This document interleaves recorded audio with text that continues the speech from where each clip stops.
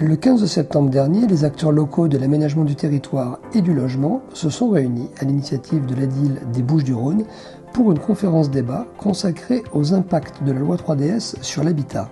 Les travaux, animés par William Allaire, journaliste des Nouvelles Publications et de TPBM, se sont déroulés dans la salle des séances publiques de l'hôtel du département des Bouches-du-Rhône, où les participants ont assisté à 4 tables rondes. La loi 3DS est nous importante puisqu'elle comporte un volet habitat qui impacte très fortement évidemment la question du logement et notre territoire. On a abordé les questions de logement social puisque cette loi 3DS intervient après la loi SRU pour donner un nouveau cadre de fonctionnement au logement social. Elle intervient sur le parc privé avec notamment la notion d'encadrement des loyers et elle intervient aussi sur l'urbanisme et notamment sur les questions d'ORT dont on sait qu'elles peuvent trouver une réalité locale. Et enfin, nous avons terminé sur un point extrêmement important, c'est-à-dire la nouvelle organisation administrative, j'allais dire, de la métropole Aix-Marseille-Provence, qui doit supprimer ses conseils de territoire, qui doit redéfinir son intérêt intercommunal et enfin transférer un certain nombre de compétences aux communes.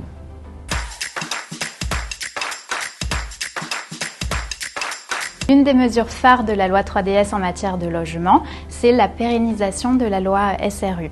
Comme la loi SRU est pérennisée, son mécanisme est également revu. La loi 3DS instaure un taux de rattrapage triennal qui est uniforme pour l'ensemble des communes, de 33% de logements locatifs sociaux à réaliser. Ce taux est revu après chaque période triennale à la hausse, au fur et à mesure que l'on se rapproche du taux cible. Alors les contrats de mixité sociale changent de nature avec la loi 3DS, puisque dorénavant ils vont modifier les aspects réglementaires pour les communes qui en signeront, en permettant la possibilité au préfet et à la commune de diminuer les objectifs de production de logements sociaux.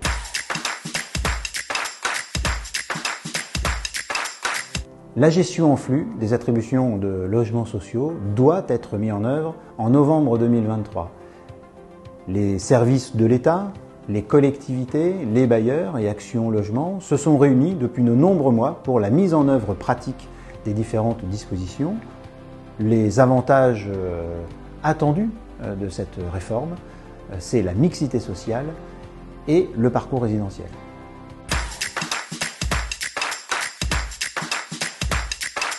Aujourd'hui, on voit plusieurs effets néfastes et pervers à cet encadrement.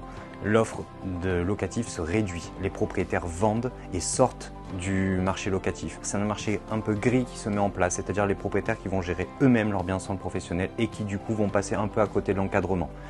Ensuite, on a l'encadrement qui rate un peu sa cible. Nous, ce qu'on préconise, c'est un amortissement du bien en fonction des loyers qui seront affectés à chaque appartement.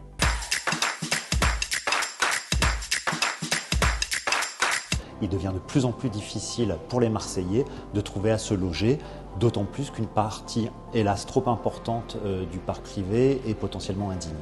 C'est pour ça que la ville a déjà souhaité en novembre 2020 et continue à regarder l'opportunité de mettre en œuvre l'encadrement des loyers sur la ville.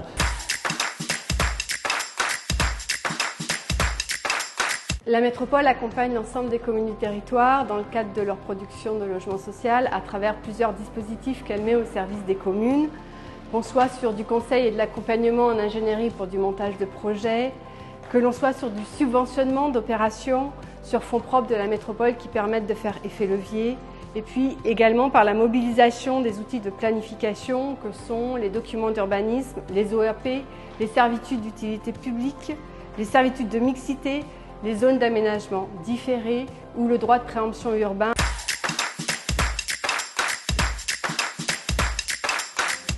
L'État nous a donné un certain nombre d'objectifs avec des étapes qui nous sont imposées, à la fois sur la dimension financière, sur la dimension compétences, mais aussi sur l'intérêt métropolitain.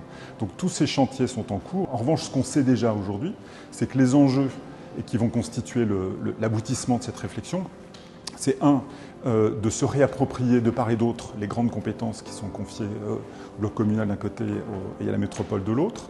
C'est aussi la nécessité impérative de mettre en cohérence l'ensemble de nos politiques publiques pour faire face à ces enjeux de transition.